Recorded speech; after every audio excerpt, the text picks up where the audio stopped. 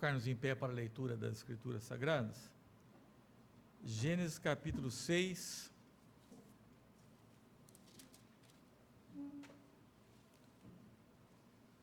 Vamos ler de 1 a 7. Gênesis capítulo 6, versículo de 1 a 7. Como se foram multiplicando os homens na terra, e lhes nasceram filhas, vendo os filhos de Deus que as filhas dos homens eram formosas, tomaram para si mulheres, as que entre todas mais lhes agradaram. Então disse o Senhor: o meu espírito não agirá para sempre no homem, pois este é carnal, e os seus dias serão 120 anos. Ora, naquele tempo havia gigantes na terra, e também depois, quando os filhos de Deus possuíram as filhas dos homens, as quais lhe deram filhos, estes foram valentes varões de renome na antiguidade. Viu o Senhor que a maldade do homem se havia multiplicado na terra, e que era continuamente mal todo o desígnio do seu coração. Então se arrependeu o Senhor de ter feito o homem na terra, e isso lhe pesou no coração. Disse o Senhor: farei desaparecer da face da terra o homem que criei, o homem e o animal, os répteis e as aves dos céus, porque me arrependo de os haver feito.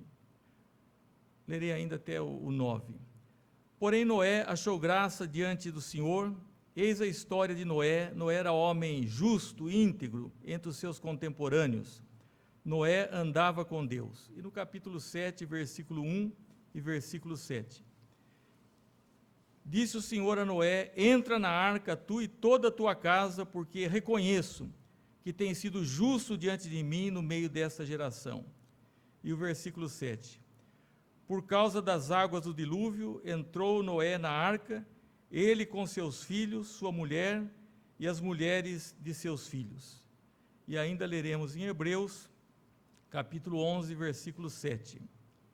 Pela fé Noé, divinamente instruído acerca de acontecimentos que ainda não se viam, e sendo temente a Deus, aparelhou uma arca para a salvação de sua casa, pela qual condenou o mundo e se tornou herdeiro da justiça que vem da fé.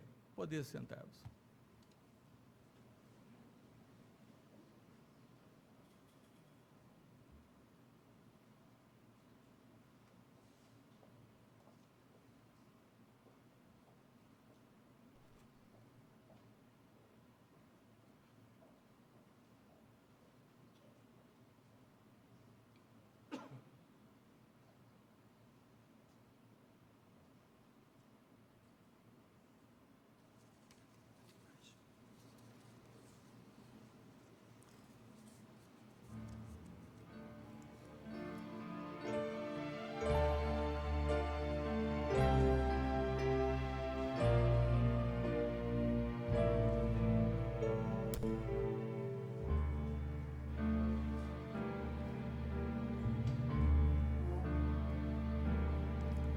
Pela via dolorosa em Jerusalém chegou certo homem carregando uma cruz.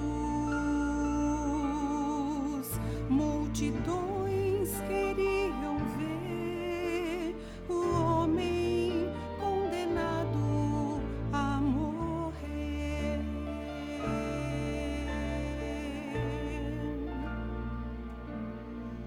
Ele estava tão ferido e sangrando.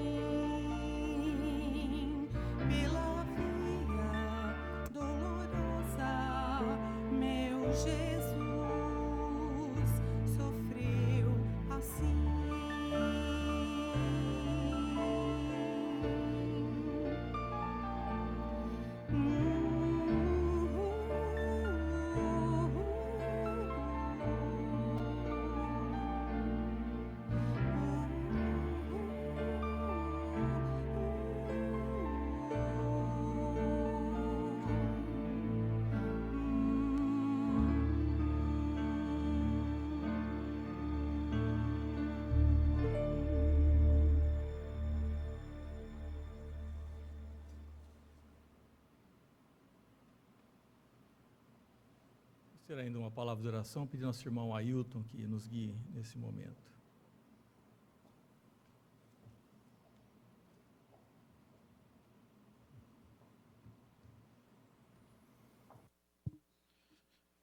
Senhor nosso Deus, agradecemos pela Tua palavra que foi lida, Pai. Agradecemos pela Tua palavra que é luz para os nossos caminhos, Pai. Que ela agora nesse momento clareie, Senhor, as nossas mentes, nosso entendimento pela ação do Teu Espírito, para que possamos ter ação segura, decisões corretas, de acordo com a Tua vontade, ó Pai. Ilumina o pregador da noite, Senhor. Abre os nossos corações, é o que te pedimos em nome de Jesus. Amém, Senhor.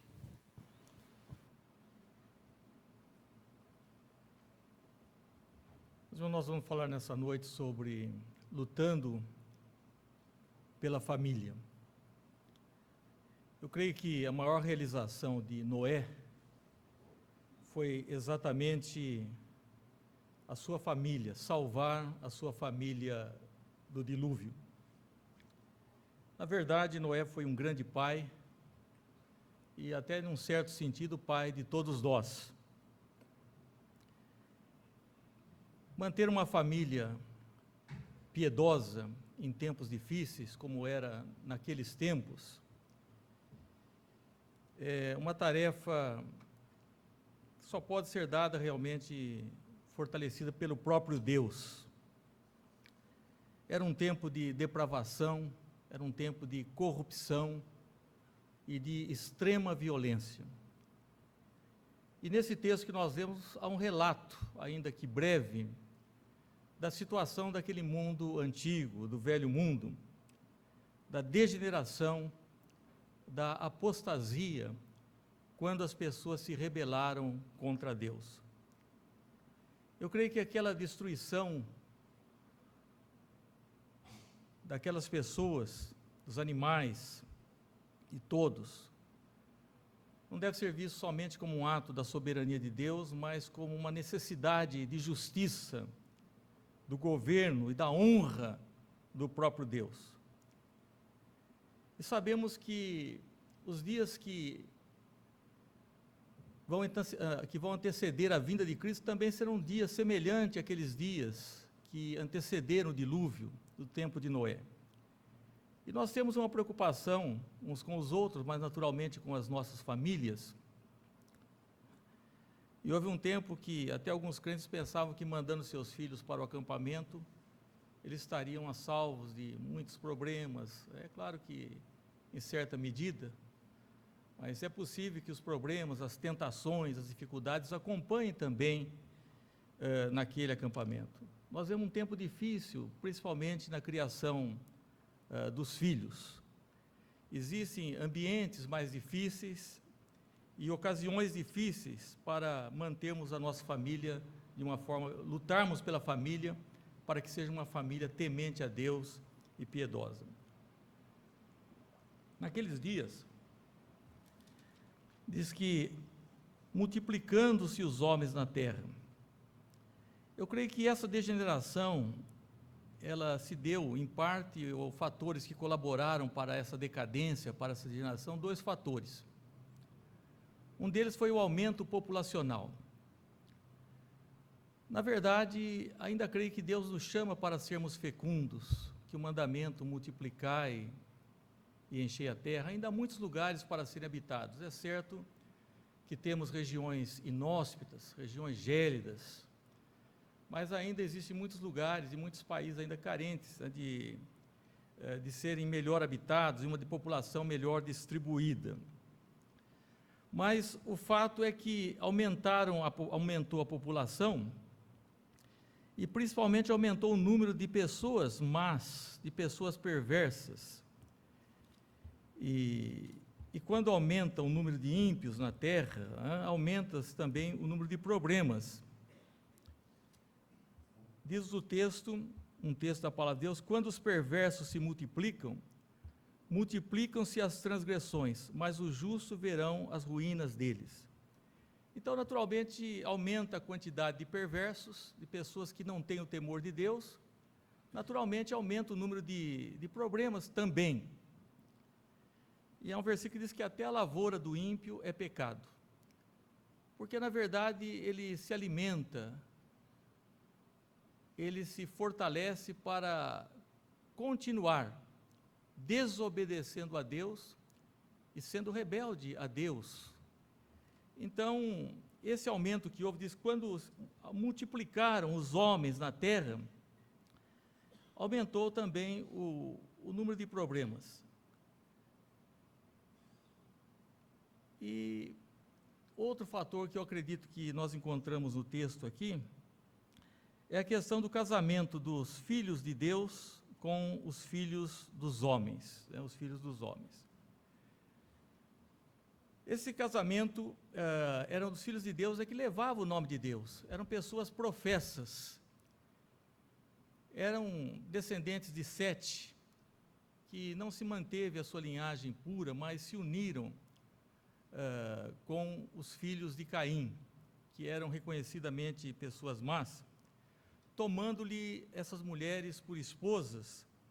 E alguém pode perguntar, mas o que problema havia nisso, né? Eles se casarem, e qual a dificuldade que existe num casamento? Meus irmãos, o casamento é de suma importância dentro do contexto do povo de Deus, não é? Eles escolheram pessoas, diz aqui o texto, todas as que mais lhe agradaram, formosas, mas foi o único critério pelo qual eles escolheram as suas mulheres. Eles não pensaram em outros fatores que são importantes, não é? Escolheram sem levar nenhuma consideração para com os caminhos de Deus. Na verdade, essas mulheres não eram mulheres piedosas, e isso trouxe também consequências para o enfraquecimento do povo de Deus. Porque mesmo no Novo Testamento, o apóstolo São Paulo diz que aqueles que se unem, devem se unir no Senhor. E nós temos exemplos infelizes na Bíblia, por exemplo, as mulheres, elas desviaram o coração de Salomão. Salomão foi um grande rei, né? Teve seu período áureo, mas passou por momentos também de muita depressão, de muitas dificuldades, e desviou-se do caminho do Senhor, porque as mulheres lhe perverteram o coração. Foi o problema também dos que voltaram do exílio da Babilônia, esses casamentos, porque os filhos de Deus se casando com pessoas de Deus, eles procuram manter esse povo, essa semente, ao passo que quando vão se multiplicando casamentos com pessoas ímpias ou pessoas indiferentes, não digo só ímpias, tem pessoas que falam, bom, mas eu não me oponho que você seja de Deus. Eu sou pastor há algum tempo e já vi depois que pessoas que não pensavam assim, na hora do casamento a pessoa era muito liberal, e você pode, mas depois começa, por que você tem que ir de manhã à igreja, você tem que ir à noite também, né? São pessoas indiferentes. Por que você tem tanto tempo para as coisas de Deus? Nós temos que pensar realmente em outras coisas. Ou então são pessoas notoriamente contrárias ao Evangelho. É claro que nessa existem exceções, mas as exceções apenas elas confirmam a regra, porque o mandamento é esse, que os que se unem, se unam no Senhor. Alguns se casam, inclusive, com inimigos da fé. E naqueles dias, então, as pessoas se casando com pessoas que não eram da linhagem do povo de Deus. Houve um enfraquecimento da fé. E houve consequências por causa disso, consequências drásticas, não é? E aumentaram muito os problemas, porque quando aumenta o ímpio, diz que não é bom que o ímpio domine sobre o justo, né? Para que o justo não lance mão da impiedade. Houve muitas dificuldades, porque aumentou excessivamente a maldade e as pessoas que praticam a maldade. Às vezes nós lemos os salmos imprecatórios e ficamos pensando, por que fala de destruir, né? De destruição, destruir o ímpio e o seu povo? Porque o mal não é abstrato. Nós estamos percebendo isso, né, no nosso país. Pessoas que não têm o temor de Deus, e que esse mal não é abstrato, esse mal está ligado às pessoas que às vezes não adianta mudar certas situações, o mal está ali presente. E cabe aos cristãos manterem a pureza, a fé e os bons relacionamentos nesse sentido, principalmente se tratando de um relacionamento íntimo como o casamento. Às vezes as pessoas chegam, pastor, o senhor vai fazer o nosso casamento, uma boa notícia. Eu não sei se é uma boa notícia, não? Porque as pessoas pensam que o pastor tem uma mágica para abençoar o casamento. As pessoas não sabem mais o que é o casamento. O casamento é para todo o gênero humano, mas o casamento cristão é diferente. Então eu pergunto, por que vocês querem se casar? Eu quero me casar porque eu não quero viver só. Bom, é alguma coisa já, não é bom que o homem esteja só. Quero me casar porque eu quero ter filhos, porque eu quero constituir uma família. Raríssimos são aqueles que vão dizer, eu quero casar porque eu quero formar uma família cristã, eu quero fortalecer o povo de Deus, porque a impiedade está muito grande, e eu e a minha casa servirmos ao Senhor. Porque Deus trata com família. E Noé, ele não conseguiu levar todo aquele mundo, nós não vamos transformar todo mundo, toda essa legislação ímpia que está aí, e nós temos que lutar no nosso contexto, onde estamos, não é? E eu creio que para Noé foi, na verdade, uma bênção, ele poder entrar com seus filhos, com sua esposa, com seus filhos e suas noras. Contrapondo-se ao fato dessa situação, diz, eis a história de Noé, era homem justo e íntegro entre os seus contemporâneos, Noé andava com Deus. Noé achou graça diante do Senhor. Noé era, com certeza, o único crente daqueles tempos. A Bíblia diz que as pessoas estavam tão desapercebidas, tanto é que o dilúvio tomou a muitos de surpresa, porque não creram e achavam que tudo ia continuar como estava. Eles se casavam, se davam em casamento e vendiam, compravam, a vida era uma vida natural, mas eles não pensavam realmente em Deus. E Noé, em contrapartida, ele era um homem que tinha o Espírito Santo. O Espírito Santo agia através dele. Diz que então diz o Senhor, o meu Espírito não agirá para sempre no homem, pois este é carnal. Mas e Noé, ele era o pregador da justiça, e eu creio que Jesus Cristo, ele morto na carne, mas vivificado no Espírito que foi pregar aqueles que naquele momento estavam em prisão, mas que eram resistentes lá no tempo de Noé, a longanimidade e a paciência de Deus, E eles foram realmente advertidos, e Noé é chamado pelo apóstolo São Pedro de o pregoeiro da justiça, Era um homem sincero, diz que ele andava com Deus. Esse sentido de andar com Deus dá sentido de uma continuidade. Não é o fato de nós virmos ao templo, mas depois nós não andarmos com Deus, andarmos no caminho dos ímpios. Mas diz aqui, andava com Deus, ele tinha uma comunhão íntima e sincera com Deus. E numa vida, vamos dizer assim, de devocional mesmo, de íntima comunhão com Deus. E ele se deu para testemunhar aos outros, enquanto seus vizinhos eram corruptos, violentos, ímpios, seus contemporâneos, maus, ele achou graça diante de Deus, Ele queria agradar a Deus, ele queria servir a Deus. Então Deus se manifestou a ele, falou com ele, e deu diretrizes, como ele deveria se portar naqueles dias tão difíceis. E nós também precisamos ter uma conduta, ouvirmos realmente a voz de Deus na sua palavra, como devemos viver nesse dia.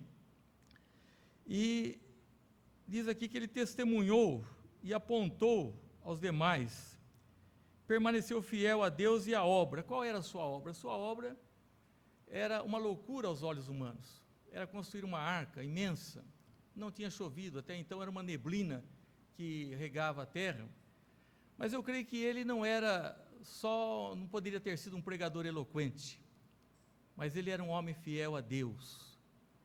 E quanto trabalhava, ele estava anunciando a necessidade de salvação e de entrar naquela arca, as pessoas entraram naquela arca, que entrou tão somente a sua família. Terminada a sua obra, Deus disse a ele: entra na arca tu e toda a tua casa, porque reconheço que tens sido justo diante de mim no meio desta geração. Diz: por causa das águas do dilúvio, entrou Noé na arca, ele com seus filhos, sua mulher e as mulheres de seus filhos. Esse foi um dia que ele havia concluído o seu trabalho, a sua pregação. E foi um dia que ele viu pelo menos os seus entrarem. Meus irmãos, nós estamos pregando e cremos que Deus tem os seus escolhidos, mas nós temos uma preocupação. Deus trata com pessoas, Deus trata com nações, mas Deus trata também com famílias. E nós vemos o texto que diz: crê no Senhor Jesus e serás salvo tu e a tua casa. Deus estava profundamente pesaroso com aquela geração, descontente, pela resistência ao Espírito de Deus. Então Deus tomou uma resolução, diz aqui, que ele não ia insistir tanto com os homens mais. O meu Espírito não agirá para sempre no homem, pois esse é carnal, e os seus dias serão 120 anos. Os seus dias serão 120 anos. Essa questão de endurecimento é uma coisa que deve chamar muita atenção, porque algumas pessoas, elas parecem que vão e não vão. É como o faraó, ele sentia-se pressionado, então ele amolecia o coração, mas depois ele endurecia o coração, mas no final diz que Deus endureceu o coração dele e já não houve mais jeito, aquela situação se concretizou, porque Deus endureceu o coração dele. Há um versículo lá em Oséias que diz: Efraim está entregue aos ídolos, deixe-o, porque essa obstinação que foi demonstrada por aqueles contemporâneos, que tem sido demonstrado por pessoas, por indivíduos, que têm tido o privilégio de ouvir de maneira clara a pregação da palavra de Deus. O motivo dessa resolução divina, ele mostra aqui por causa da natureza do homem. Ele diz: porque o homem, ele é carnal, porque o homem é carnal, isso é corrupto, sensual, de modo que seria um trabalho perdido, aquele trabalho. Essa natureza corrupta da carne que se opõe contra o Espírito, que resiste, e esse é o pecado imperdoável, a pessoa realmente resistir ao Espírito Santo.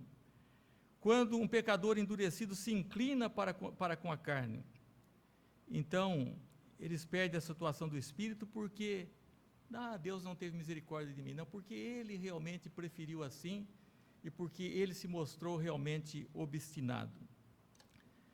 Deus poderia, como diz aqui, cortar a vida humana, extinguir a vida humana, acabar com aqueles tempos até de uma falsa religiosidade. Entretanto, optou Deus dizendo o seguinte: os seus dias serão 120 anos, o que nos leva a crer que até então os homens viviam muito mais. Mas há pessoas que quando morrem parece que é um alívio, para a sociedade, para a nação. Imagine o homem viver uma quantidade de anos com tanta violência, com tanta maldade. Mas Deus falou assim: talvez não vai viver tanto mais, mas eu vou dar 120 anos. Olha que 120 anos é um espaço, uma média. Nós temos pessoas que alcançam isso hoje ainda, e é possível que haja ainda um prolongamento da vida nesse sentido. Mas nesses 120 anos, tem pessoas que vivem menos. Eu fico impressionado quando pessoas idosas não se preocupam com a vida espiritual, estão a um passo da morte. Não que os mais novos não corram risco. Hoje tem morrido, estatisticamente, muitas pessoas jovens. Agora mesmo estavam vendo uma reportagem de uma pessoa que cuidava de ambulância e foi socorrer alguém, chegou lá, era o próprio filho que tinha sido vitimado e morto. Então nós temos visto jovens morrerem aí pelos excessos, por tantas coisas, mas há pessoas que estão já no ocaso da vida, e não tem nenhuma preocupação de ordem espiritual. Não tem nenhuma preocupação de ordem espiritual. Mas Deus falou, eu vou dar a ele 120 anos, porque a pessoa vai protelando, ela vai endurecendo o seu coração. E diz, hoje se ouvirdes a sua voz, não endureçais o vosso coração. Cada pregação deveria chamar a pessoa ao arrependimento, à mudança de vida, a ser piedoso, a ser temente a Deus. E Deus tem sido misericordioso, mas o tempo da paciência de Deus, que é longo, mas também é um tempo limitado. É longo, mas um tempo limitado. Há um hino cantado pelo coral que reproduz um texto que nós apreciamos muito, diz, buscai o Senhor enquanto se pode achar, invocai-o enquanto está perto. Quer dizer que chegará o tempo que ele não poderá ser achado. E houve consequências daqueles dias, das pessoas que abusaram da paciência de Deus, da longanimidade, do chamado externo, né, que foi um chamado a todos, indiscriminadamente a todos. Mas nós vemos mesmo aí a misericórdia de Deus, mas vemos as consequências desse fato. Porque esses homens que pensaram nesses casamentos, que não fosse para a glória de Deus, queriam simplesmente casar. E eu penso que hoje tem muita gente fazendo casamento, não são nem pastores, eles vão lá, falam umas palavras bonitas, né? A cerimônia civil pode ser feita também por outros, mas o casamento é um momento solene de buscar a presença de Deus, a bênção de Deus, e um propósito de servir a Deus. Então, essas pessoas que não tiveram critério para escolher seus companheiros, se nós formos puxar pela nossa memória, nós vamos vendo que quantas coisas aconteceram quando o povo de Deus descuidou dessa área. Nós temos o caso de Balaque, que contratou Balaão para amaldiçoar o povo de Deus, ele não conseguia, né? E ele ficou tão impressionado com o povo de Israel, disse, não, quando esse povo não pega encantamento, e ele falou, morra eu a morte dos justos, e seja a minha descendência como a deles. Mas, no final das contas, o que ocasionou aquele povo a destruição foi que eles coabitaram, né, com as moabitas, com outras mulheres, e Deus então destruiu milhares daquele povo naquele dia. As consequências desse casamento foram filhos piores, por quê? Se essas pessoas não têm o temor de Deus, e elas querem simplesmente se casar, e nós vamos lá, às vezes sabendo, não cabe a mim dizer se companheiro é bom, não é companheiro bom, cabe a mim pregar que nós vemos aqueles se unem no Senhor, mas às vezes tem filhos também com os quais eles não se importam, e desses casamentos nasceram pessoas ainda piores, né? Pode acontecer. Às vezes acontece também exceções de filhos de pessoas ímpias, indiferentes, frias na fé, que se tornam piedosos, mas de modo natural é isso que acontece. Diz que naquele tempo já haviam gigantes, eram os filhos de Anak, os Anaquins, e depois, quando os filhos de Deus possuíram as filhas dos homens, as quais deram filho, esses foram valentes, varões de renome na antiguidade. Então é duro quando as pessoas de renome, pessoas que têm nome, elas são pessoas notadas não pela piedade.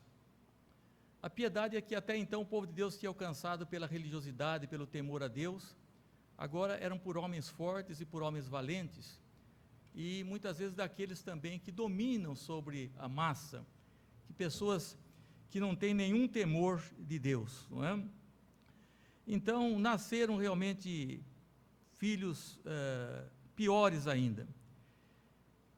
E nós vemos que Deus falou para eles que esse problema estava no coração deles, a fonte de tudo isso, né? Não dirá porque o homem é carnal, seus dias serão 120 anos, e vendo Deus que o homem havia se multiplicado na terra e que era continuamente mal todo o desígnio do seu coração.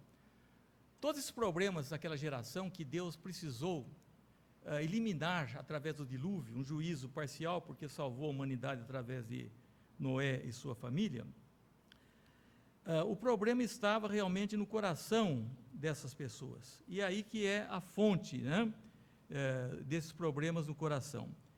Diz aqui: então a cobiça, depois de haver concebido, dá à luz o pecado, e o pecado, uma vez consumado, gera a morte. Isso está no coração da pessoa. E também outro texto nos diz: porque do coração procedem maus desígnios, homicídios, adultérios, prostituição, furtos, falsos testemunhos, blasfêmias. São essas coisas que contaminam o homem. Então Deus falou assim: esse homem, o problema deles é o seguinte, o problema é no coração. Ele é carnal e é do coração. Todo mau desígnio procede, todo desígnio do seu coração. Aqui está o problema. E é por isso que a Bíblia diz: filho meu, dá-me o teu coração. Sobre tudo que deve guardar, guarda o teu coração, porque dele procede as saídas da vida. Então, essas pessoas, além de serem diferentes, de se unirem com pessoas ímpias, tiveram filhos também que eram ímpios, e não tiveram essa preocupação, e foi aumentando essa maldade, essa corrupção, essa violência, essa depravação sobre a face da terra. Mas Deus disse a Noé: Noé, entra na arca tu e toda a tua casa, porque reconheço que tens sido justo diante de mim, no meio dessa geração. Essa geração, meus irmãos, devemos ser salvos dessa geração perversa.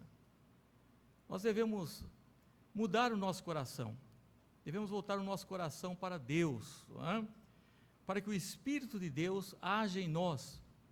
Já não estava agindo naquelas pessoas obstinadas, rebeldes, duras, que zombavam, zombaram até o último momento, desprezaram a pregação da palavra de Deus.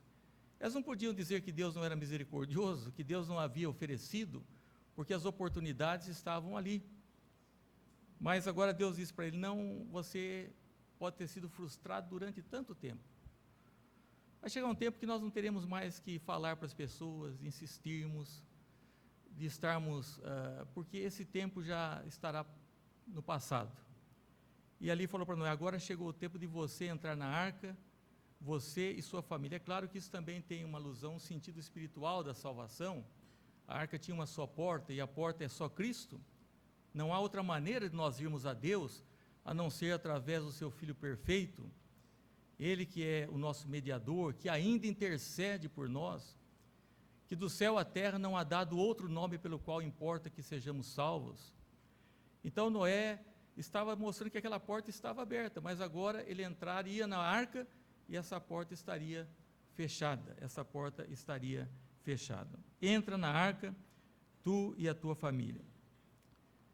Eu penso que nesses dias que nós estamos vivendo, nesse país que nós sempre achamos maravilhoso, que é o Brasil, desse litoral imenso, dessa beleza,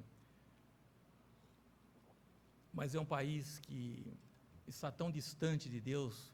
Isso não é um juízo temerário, isso é uma coisa clara, que está exposta, que tem desanimado a geração de jovens, de ver tanta impiedade em quem nós não podemos depositar a nossa confiança, mas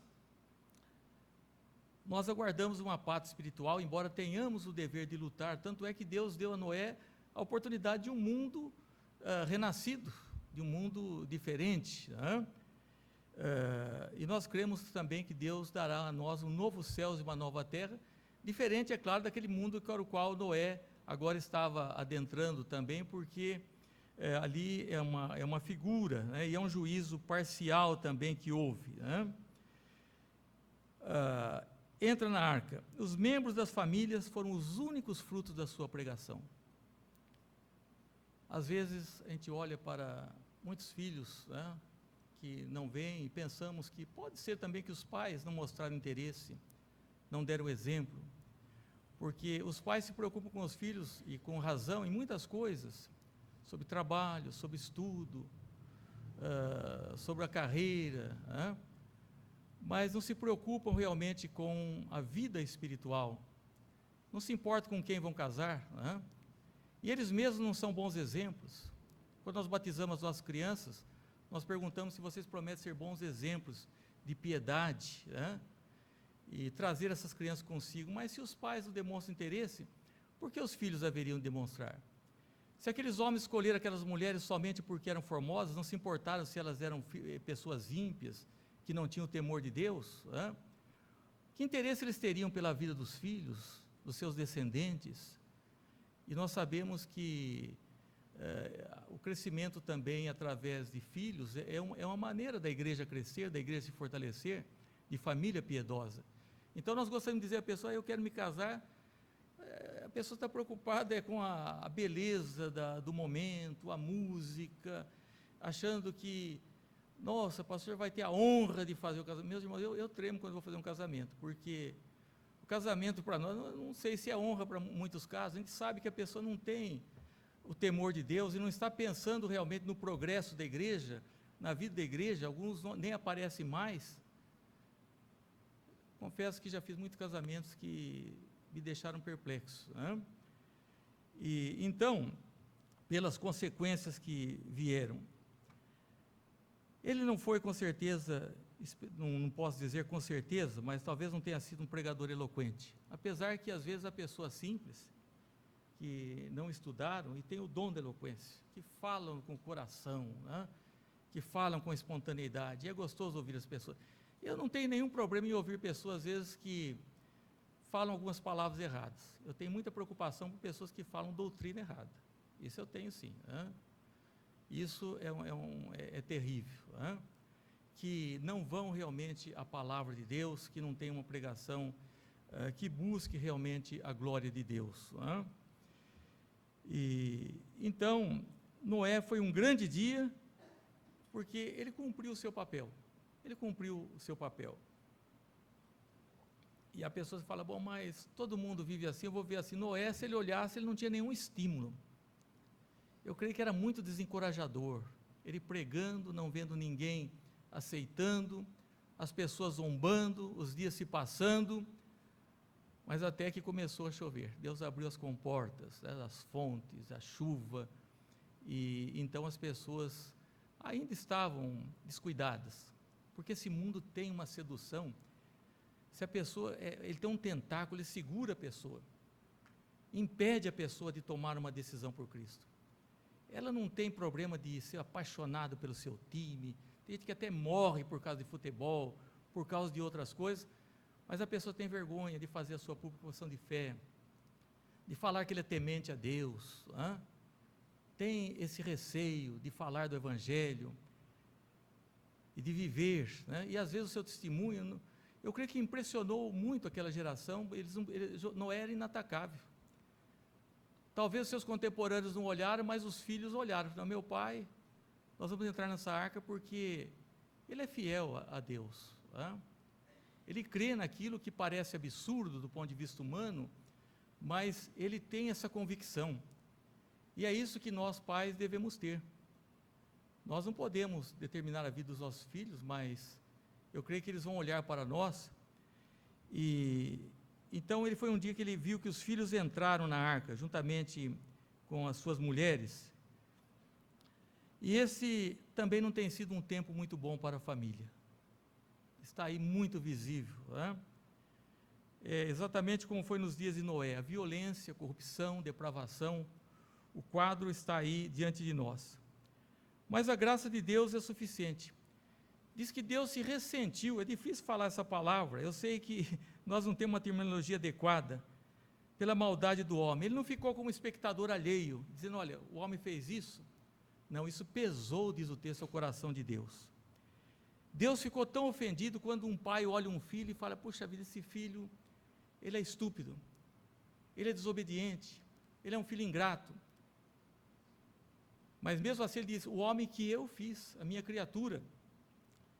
E diz que Deus se arrependeu. É claro que é uma expressão que não devemos tomar nesse sentido, aqui é o antropomorfismo, não vamos explicar isso agora, não tanto para falar sobre o caráter de Deus, mas para mostrar realmente o que o pecado faz, o que levou Jesus Cristo à cruz por nós, que o pesar pelo pecado, e por isso quando nós nos arrependemos dos nossos pecados, e voltamos a praticá-los, e somos reincidentes àqueles mesmos pecados, nós não estamos mortificando a nossa carne, E Deus queria destruir o homem porque esse pecado, Deus não tolera o pecado, Deus ama os pecadores.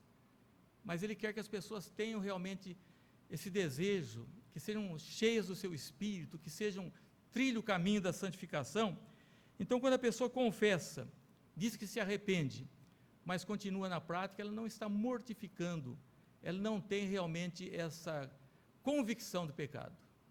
Tem pessoas que, em certa época, falam, não, eu aceito, e esse ano, e daqui para frente. Meus irmãos, se o Espírito não tocar, não tem nada disso. Eu já me cansei de ouvir isso, né? Eu não julgo as pessoas, porque nós não temos nenhuma ilusão com a natureza humana. O homem é carnal. O desígnio do seu coração é assim. Se Deus não regenerá-lo, se Deus não transformá-lo, ele vive de promessas, de ilusão. E ele não se preocupa, inclusive, com os seus relacionamentos e com a sua própria família, né? Outra coisa, ele fala do homem como sua criatura, e diz que Deus ia destruir os animais, os répteis. Eu fico pensando hoje, até hoje fui numa casa e vi como as pessoas gostam dos animais, né? E os animais foram feitos também para o homem, para que o homem pudesse servir a Deus e ver realmente a beleza, a natureza. Mas mesmo os animais seriam também destruídos com o homem, né? E é um tempo difícil como foi naqueles dias, mas nós devemos lutar. Se não pudermos salvar a muitos, devemos lutar pela nossa família. Talvez já tenhamos perdido muito tempo, tá? Mas ainda estamos no tempo da graça, ainda a misericórdia de Deus se demonstra. Deus falou, eu vou dar 120, ele podia cortar naquela hora, né? Vou dar para os homens agora viverem 120 anos em média, mas tem pessoas que estão vivendo aí, os dias vão passando, e elas se preocupam com tudo, menos realmente com o temor de Deus, de amá-lo, de servi-lo, de glorificá-lo, nesta vida e por toda a eternidade. Meus irmãos, que caminhemos com Deus, como Noé, diz que Noé andava com Deus, assim como Enoque andou com Deus. O que é caminhar com Deus? Nós temos uma noção, o que é andar com Deus, né? Mantermos o nosso testemunho consistente, ainda que em circunstância diversa. É difícil dar o testemunho, né? Imagine aquele servo de Deus, não havia mais crente na terra, não havia piedade, mas ele ali, trabalhando, pregando.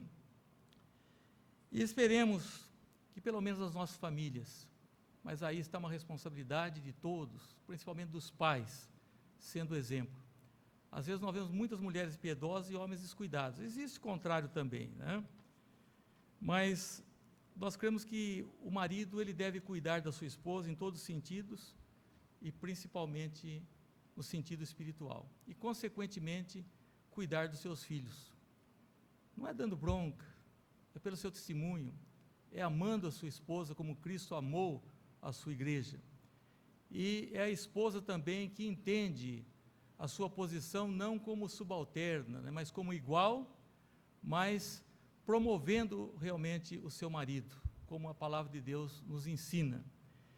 Então, meus irmãos, é um tempo difícil como foi naqueles dias, mas a graça de Deus ainda, o Espírito de Deus ainda está agindo. E vamos ser abertos a essa ação do Espírito, a verdadeira pregação do Evangelho. Vamos entrar por essa porta que é Cristo. Vamos lutar pela nossa família, hein? Se não pudermos mais, porque às vezes já são rebeldes, já não querem mais nos ouvir, mas vamos lutar em oração pelo nosso testemunho, para que Deus transforme, e mantermos essa esperança, para que um dia também nós possamos, assim como Noé teve aquele privilégio, embora vivendo num mundo mau como nós vivemos, nós vemos os nossos queridos e muitas outras almas salvas por Jesus. Que Deus nos abençoe. Vamos orar. Ó Deus, pedimos em favor dos nossos jovens que estão no acampamento. Sabemos que lá eles não estão isentos, e que lá também eles possam aprender muitas coisas, o contato com a natureza, as dificuldades próprias quando deixamos o conforto do nosso lar, circunstâncias novas, mas que eles tenham, Senhor, a Tua palavra, a Tua direção, que eles possam voltar em paz para os seus lares, para a igreja, e abençoa, Senhor, as nossas famílias, aqueles que têm os seus familiares por perto, aqueles que estão distantes, e que sejamos despertados, ó Deus, e encorajados também pela fidelidade daquele Teu servo, que creu firmemente, que foi um pregoeiro da justiça, e que desperte, ó Deus, os pais aqui da nossa igreja, para que os nossos corações sejam voltados para os nossos filhos, para as nossas famílias, que nós cuidemos dos nossos queridos em todos os sentidos, mas principalmente na vida espiritual. Nós oramos em nome de Jesus. Amém, Senhor.